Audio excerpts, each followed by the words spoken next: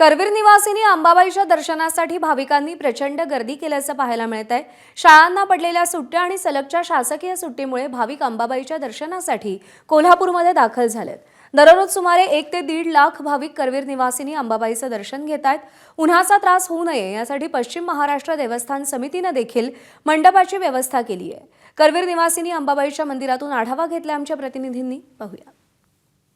सलगच्या सुट्ट्यामुळे करवीर निवासिनी अंबाबाईच्या दर्शनासाठी येणाऱ्या भाविकांमध्ये प्रचंड संख्या आहे ती वाढलेली आपल्याला पाहायला मिळते। केवळ कोल्हापूर महाराष्ट्र नाही तर संपूर्ण भारतभरातून भाविक या ठिकाणी देवीचं दर्शनासाठी येत आहेत। सलगची सुट्टी असेल, त्याचबरोबर या ठिकाणी विद्यार्थ्यांचे परीक्षा झालेल्या आहेत, निकाल लागले आहेत आणि पर्यटनासाठी खूप मोठ्या संख्येने भाविक बाहेर पडत आहेत।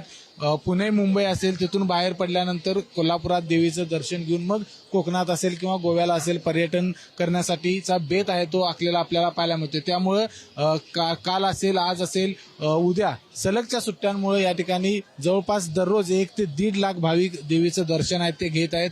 उन्हाचा पारा आहे तो प्रचंड वाढलेला आहे आणि अशावेळी भाविकांना कुठलाही त्रास होऊ नये म्हणून पश्चिम महाराष्ट्र देवस्थान समितीनं योग्य नियोजन केलेलं आहे। मंडप घातलेला आहे। आतमध्ये ज्यावेळी मंदिरामध्ये प्रवेश कराल त्यावेळी साधारण या ठिकाणी 1 पाऊण ते 1 तासामध्ये तुम्हाला देवीचं दर्शन घेता येतं। त्या ठिकाणी कुठलीही गडबड गोंधळ कुठलाही नाही। त्यामुळे पश्चिम महाराष्ट्र देवस्थान समितीने देखील भाविकांना आवाहन केलेलं आहे की कुठल्याही पद्धतीनं गडबड करू नये, कारण सगळ्यांना अतिशय शांततेत देवीचं दर्शन आहे ते या ठिकाणी मिळणार आहे। विजय केसरकर, एबीपी माझा, कोल्हापूर।